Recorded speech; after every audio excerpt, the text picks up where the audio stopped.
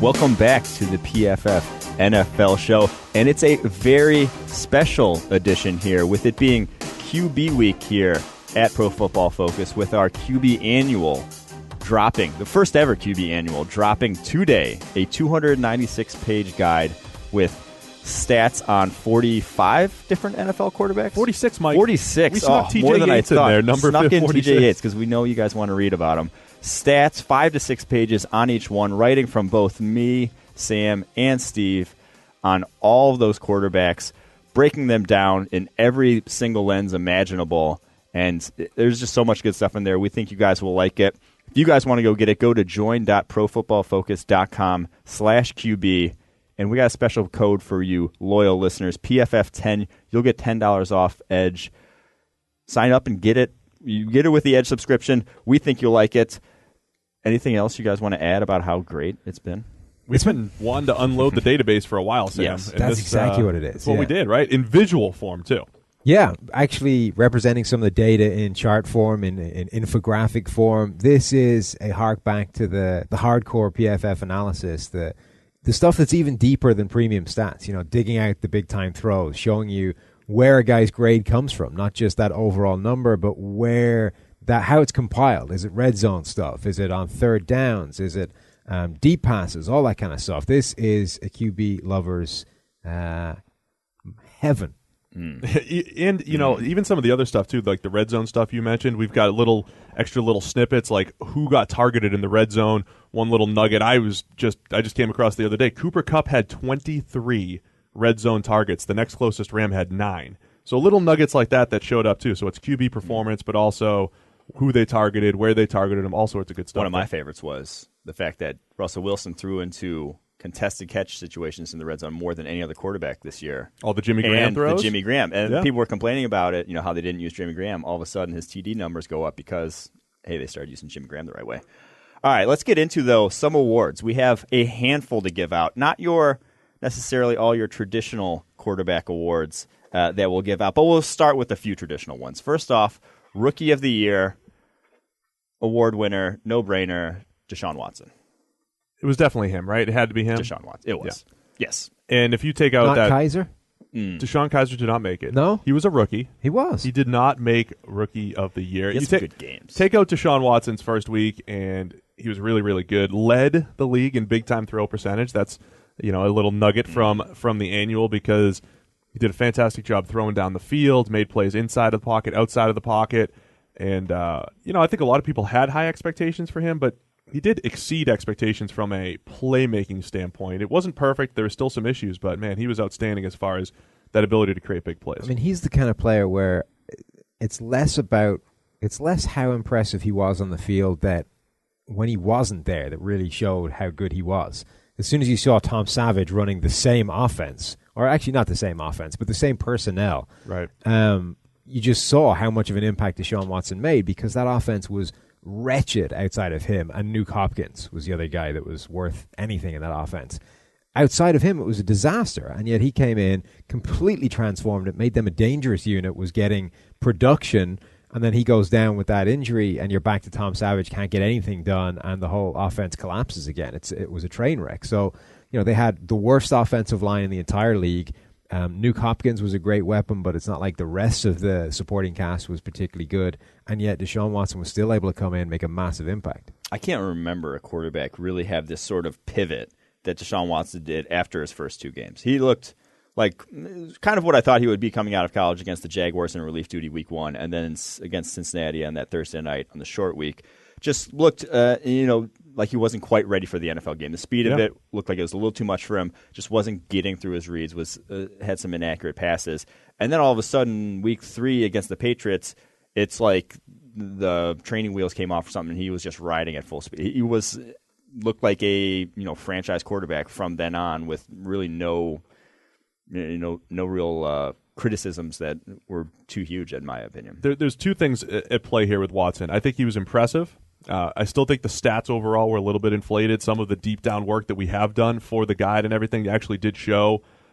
Despite not having a great supporting cast, when he was out there, the supporting cast had helped him quite a bit. So there there's that interesting dynamic at play. I'm with you, Sam. When he wasn't on the field, I mean, night and day. Like, Tom Savage could not operate behind that O-line and with only one playmaker on the outside. But when Watson was on the field, his guys only dropped 2 passes for him, and Hopkins was making those contested catches down the field. So half of me saying, like, pump the brakes a little bit. The other half is saying, I actually thought he was going to continue to improve as the year went on, even if the stats didn't show it. That was my prediction for the second half based off of our numbers and traditional stats. His numbers would not be as unbelievable as they were in the first half, but maybe PFF grades were going to go up because you could see that improvement week to week. It's really disappointing that he's a guy that went down midseason. We didn't get to see how that second half of the year would have progressed, whether he would have developed, like you say, even if the raw numbers didn't support it, or whether we would have seen him regress and actually struggle a bit more down the stretch and come back down to earth a little bit after such a hot start.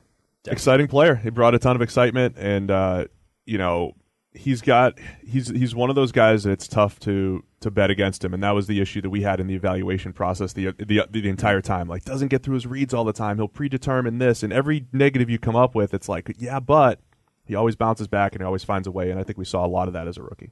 Yep, agreed. Not really any sort of competition for that award. Most improved here, a few names, Carson Wentz, Jared Goff obviously come to mind.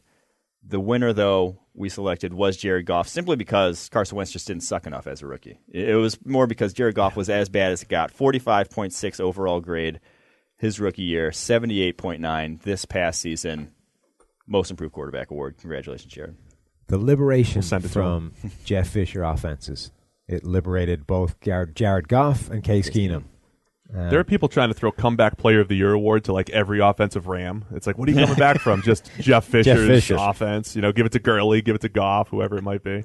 I think all of them are valid for that reason. I know. I mean, look, it was fantastic what we were able to see because I think we all liked him.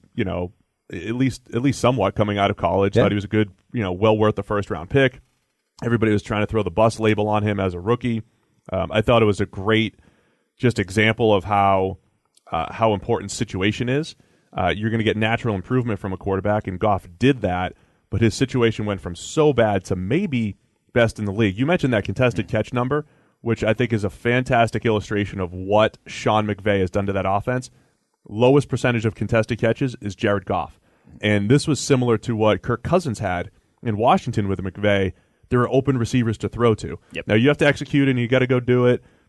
But, Goff has this favorable system and a really good offensive mind leading the way for him. I think those two QBs may have had this season the two best favorable situations to be in, at least until Jason Peters and that offensive line started to crumble a little bit in Philadelphia. That situation for Carson Wentz was phenomenal as well. Best offensive line in the NFL, powerful running game, best defensive front in the game. The defense was playing fantastically. A system that was helping him out in terms of... Oh, you talking about defense with the quarterback? Okay, continue.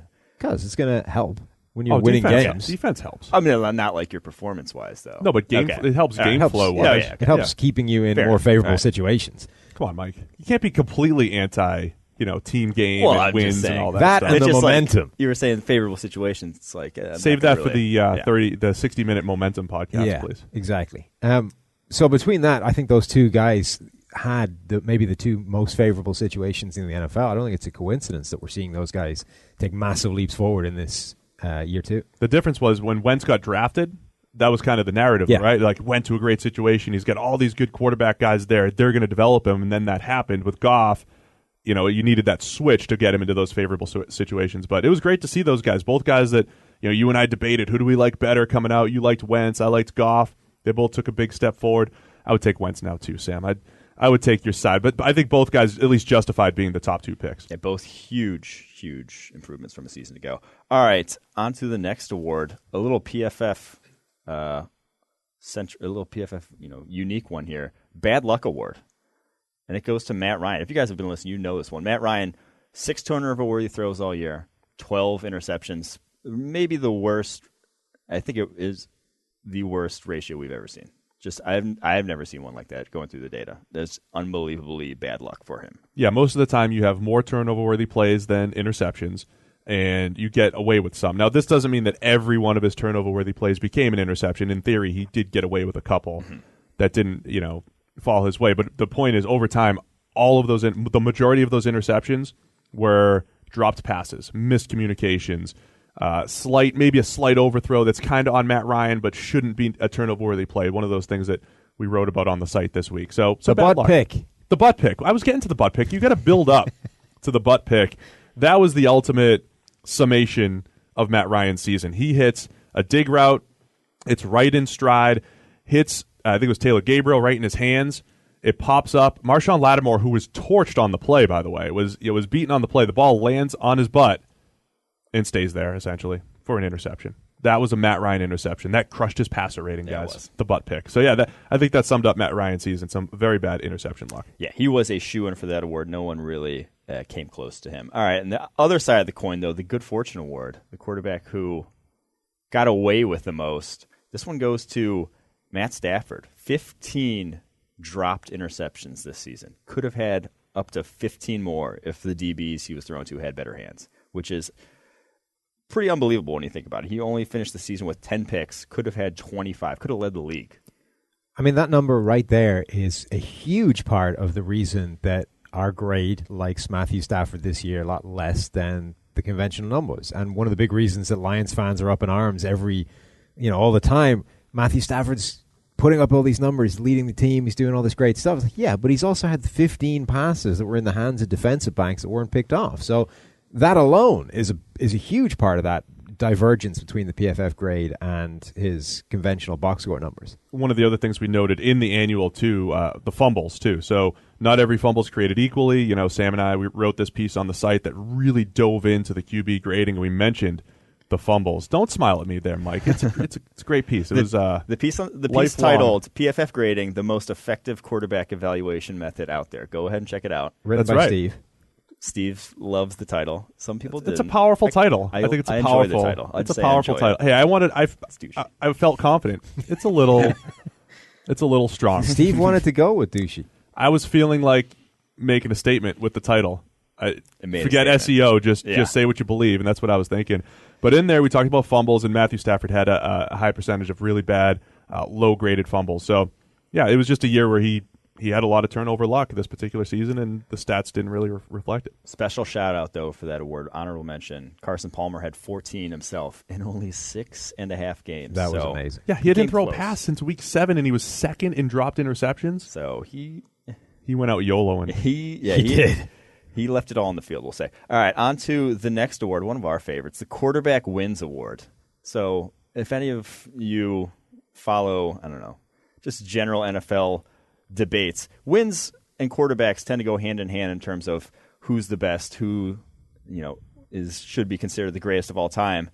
Except for quarterbacks they don't control wins all on their own. They play a big part in it, but sometimes you can suck and still win a ton of games. The quarterback, this was a hotly contested one because Cam Newton, Blake Bortles, both double-digit wins, both not among our top 15 graded quarterbacks this season. But when it all came down to it, Cam Newton was our 21st ranked quarterback, Blake Bortles 20th. So Cam Newton, congratulations, you win the QB Wins Award this year. Yeah, it was his lowest graded season of his career. We talked about him a ton on the podcast here about they changed the system and they're trying to fit a square peg in a round hole, and it just was awkward for much of the year. It showed flashes at times, but he was so inconsistent. Lowest graded season of his career, and they still won a ton of games in Carolina. And they're going to be changing it again. Because they fired their offensive coordinator, which I wholeheartedly disagreed with.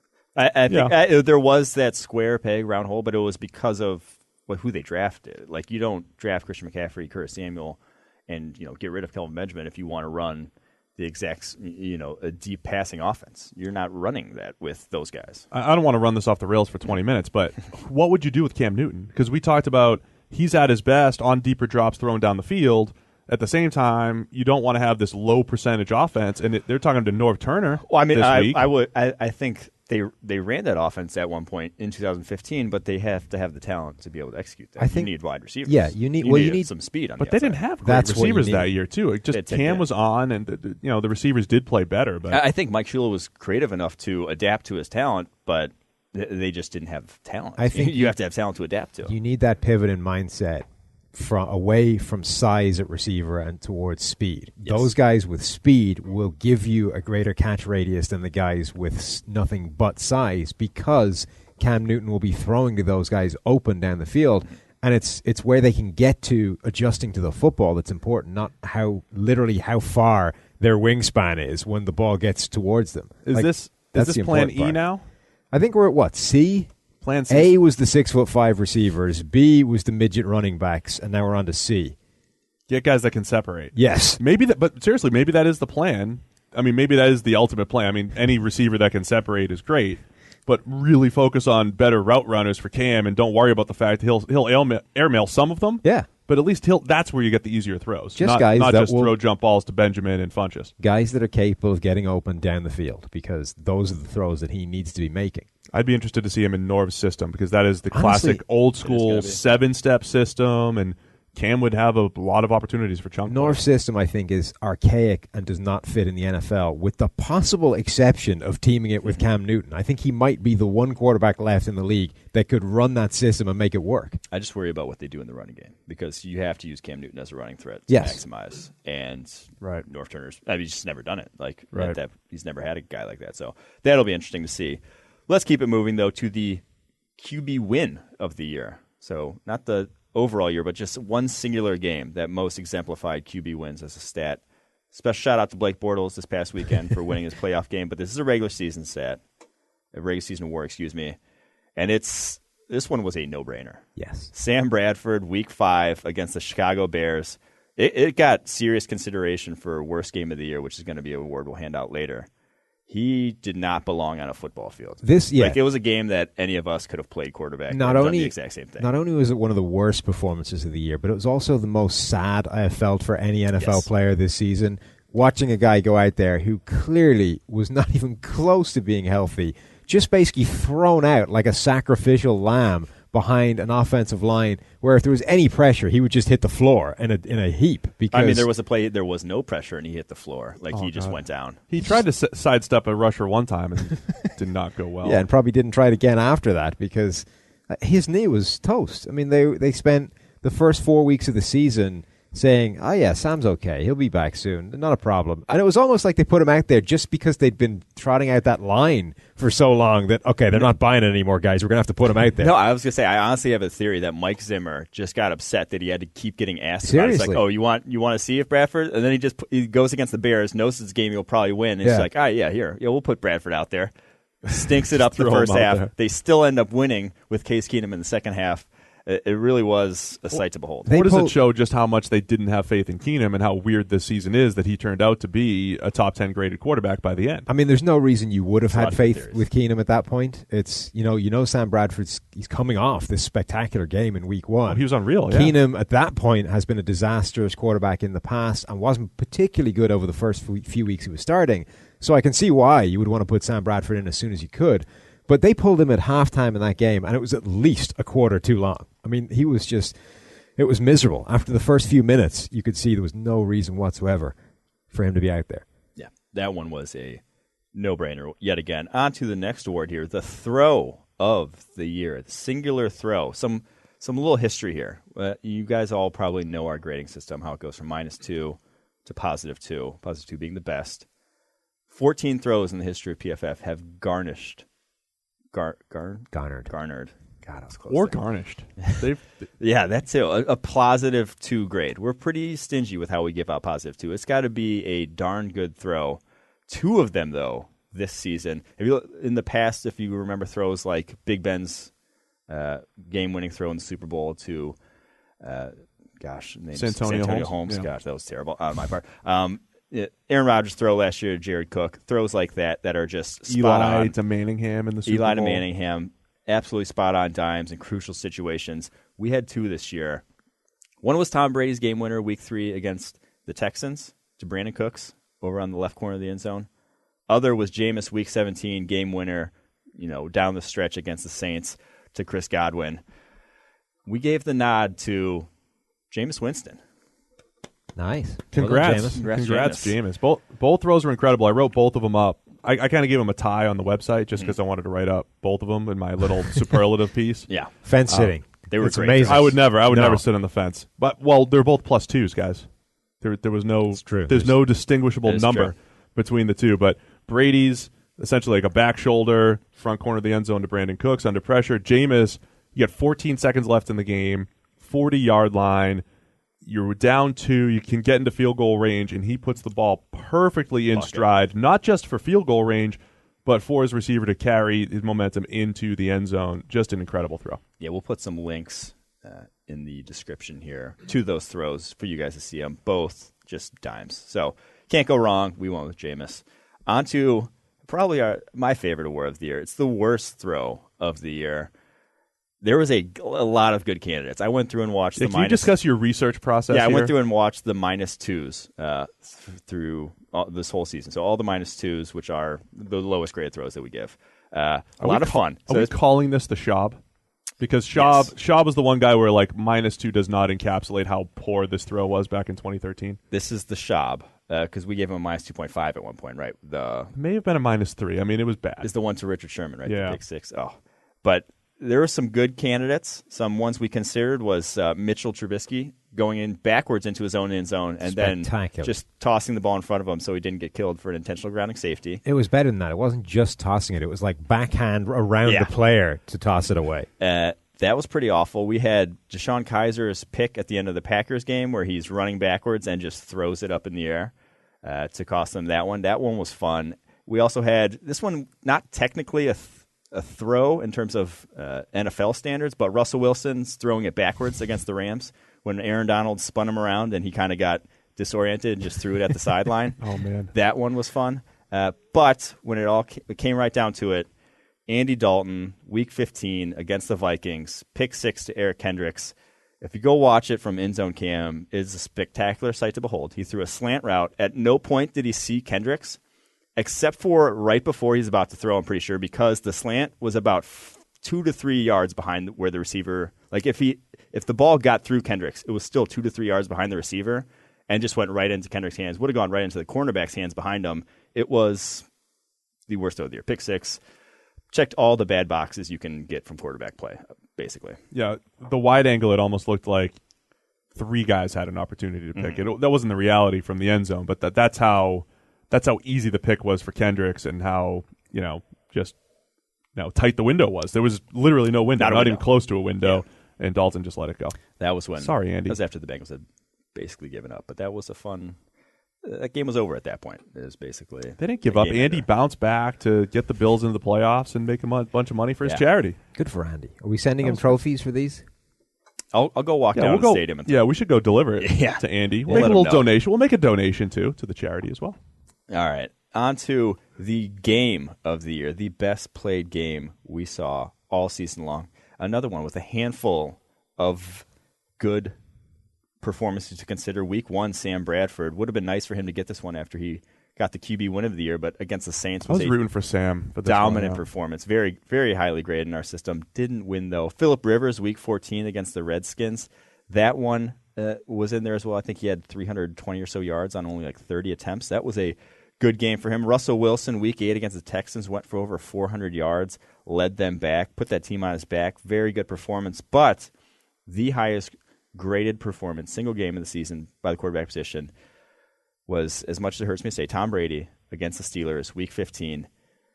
Stats didn't look amazing in that one. 22 of 35, 298 yards, 1 touchdown, 1 interception, but 7 big-time throws, by far the most in any game this season. Brandon Cooks stopped on a post route that would have been a touchdown, had 2 more drops in that one. It was just, it led them back at the end. It was a pretty good example of grade not matching stats. This would sum up the PFF grading system. It's like the poster child for it. Right. You did the first run on this, didn't you? I mean, you were telling me a lot of his best throws were negated by penalty, first of all. Brandon Cooks had a play. He hit Brandon Cooks in stride, but it was negated by penalty. He hit Gronk in stride with a downfield pass, negated by penalty. But then he did lead the comeback, seam routes to Gronk, and Gronk dominated that game, but there were still some tight windows that he was hitting, putting him in optimum spots. So it was a big-time throw-centric game, which will definitely elevate the grade. Including overcoming almost throwing an interception that would have ended the game. It was also all the kind of bad plays in the game there was something to mitigate them. There was a guy batting it at the line, or it was deflected, or he was hit as he threw. All the throws where the ball went in danger were almost all mitigated by something other than Brady. It wasn't a bad decision or a bad execution. It was something else affecting it. which kind of took down a lot of the would-be negative in that grade as well. And then you have the 7 big-time throws to offset that on the other side. There was also nice red zone touch pass to Gronk. Again, Gronk dominated that entire game, but he dropped it.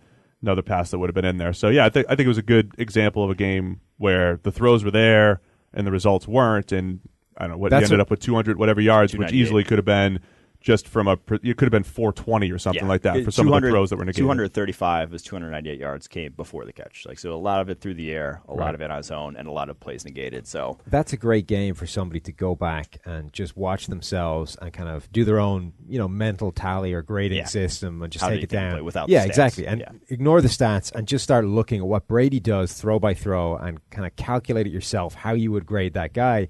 And I think you'll be surprised. You'll end up with a much more favorable picture of him than you maybe did if you were just watching the game live. And this was part of his December where statistically he was rough. It was like an 80-something passer rating after he had been leading the league for the first 3 months of the year. And people are talking about his December slump, and there was bad games in there. But this one stood out as one of the best of the year as part of this December slump that he had. So just like a weird last month for Brady. For sure. That one takes the cake. On to the worst game of the year.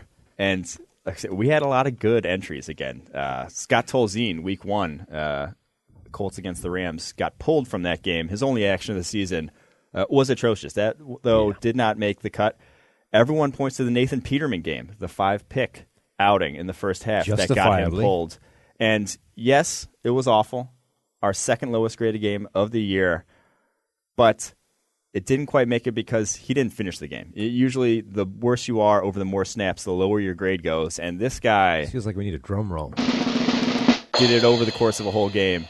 Kevin Hogan, week 6 against the Houston Texans, a 31.8 overall grade, 20 of 37. He had 45 dropbacks in the game and only produced 140 yards, a touchdown, 3 picks, 5 turnover-worthy throws, only 6 positive grades all day. It's 3.1 yards per drop back. Yeah. Poor Peterman, though. Hold on. Poor Peterman just didn't get the opportunity to earn the worst grade. Yeah. That's all it is. No, I mean, the guy got pulled after 15 attempts. Coaching flaw. He had it in him to more than take this award, and the coach just wouldn't let him do it. And I will say, Peterman was going against the Chargers. Tough defense. Houston Texans were not world beaters this year defensively. One of the worst defenses in the NFL, and Hogan. So that was the icing on the cake. That for was Hogan. a spectacularly terrible game. Hogan had been like an interesting quarterback for his entire time in the league so far. They'd kept putting him in like bit parts of games when guys got injured, Kessler or whatever, and he'd always kind of looked okay. And he'd taken this huge step forward in his final year at Stanford, and they were in this period where they were sort of seeing what everybody had on the roster. It was almost like they were going to give each of them a couple of games to see what they had. And Hogan was so terrible in that game. They were just like, okay, I think we've seen enough, Kevin. You sit down, and we're gonna go in another direction. Yeah. I think before that game, Sam, you may have said something about how it couldn't get worse or something like that. I don't think know. that's true. Let's see. Taylor, can you play that clip? No, I don't think that's true. He's an intriguing quarterback because he's athletic, more than he looks, because he's kind of, goofy white guy. Those don't tend to be athletic. Sneaky fast. Sneaky athletic. Was actually a pretty big part of their run game with Christian McCaffrey. They had a lot of option stuff, and Hogan would take off with the ball. Has a reasonably big arm and loves a downfield shot. He is, if you move the sample size thing low enough, he is the best deep throwing quarterback so far this year. Unlike 9 of them, but he's he's off to a good start. He's got 9 of them already, and he's only played like 67 snaps. I get it. The guy's gone deep an insane amount. I don't know what he did say, but none of us know. We're gonna have to listen to the podcast and find out. I know what your theory was. Yeah, that they were looking at everybody. They were going to give everyone a few games and see if anyone could actually. I'll just say not as bad as I remembered, but he still didn't live up to quite your expectations. All right, 2 more awards to hand out here. The one that I've been dreading giving out all day because it's just going to mean we're talking about Tom Brady more, the quarterback of the year. Why do you hate Tom Brady so much? I mean, we just talk about him a lot. Like, he had a good year. We all get right, it, so then dude. You're good. We'll go quick. Tom Brady, Tom Brady, rated quarterback, second year in a row. 94.9 overall grade. No other quarterback this year above 90. A little bit of a down year in terms of high-end quarterback play. So you're telling me he is declining? Oh, he's declining. Oh. Sam had it right in 2013. Yeah. /14. So Sam had it right. Tom Brady's going to declining. decline at some point. Nailed it. He did drop off. So he wins that. That one's a no-brainer. We're not going to talk about it at all? Or? No. I mean, what do you want to say? I'm just going to say I thought the interesting part about the whole season was that they essentially ran a different they were running a much different offense than he had run in previous years, because every time we post something from the Twitter account, you still get people who are like, oh, dink and dunk guy, and he's, certainly been an efficient short and intermediate type thrower.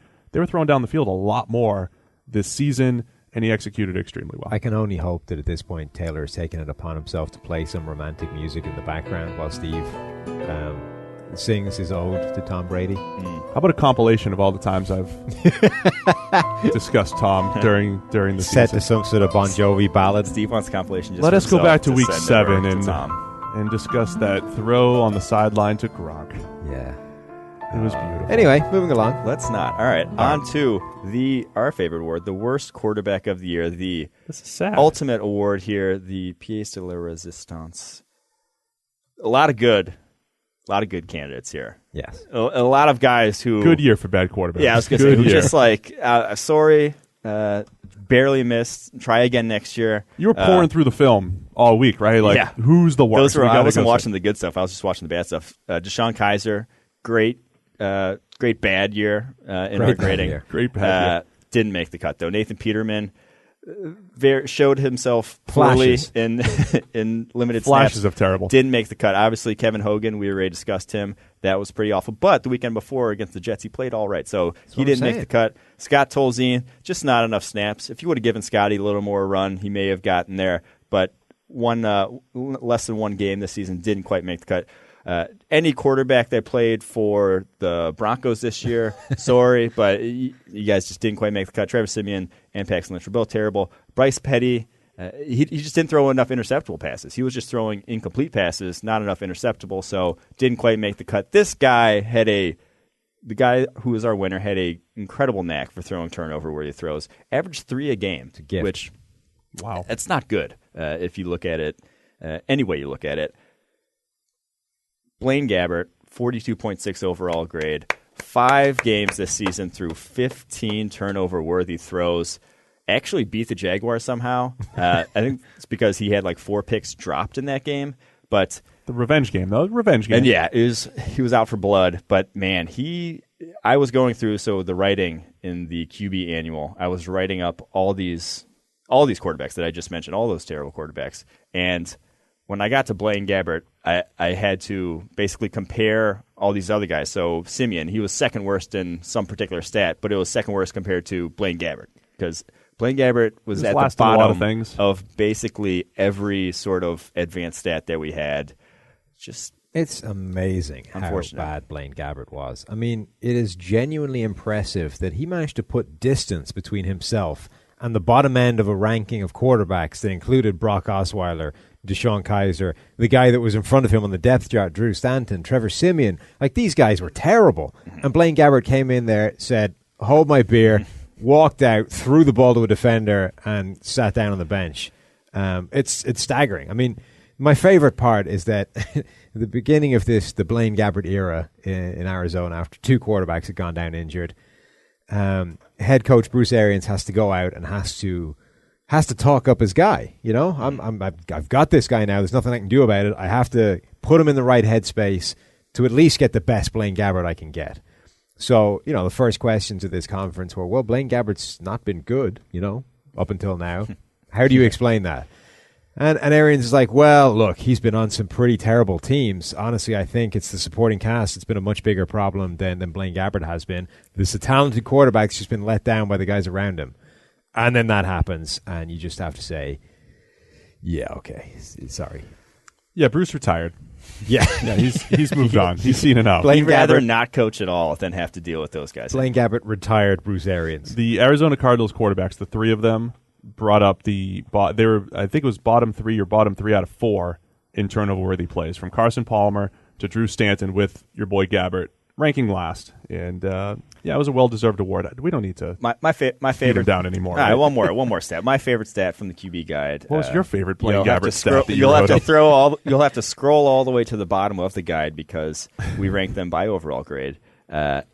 His under pressure, he converted pressure to sacks 31.4% of the time. The next closest was 23.8, I believe. He was just so far and away the worst at taking sacks in the NFL. So it wasn't just when he was throwing it. It was when he was sitting in pockets. Was also not good. So there you have it.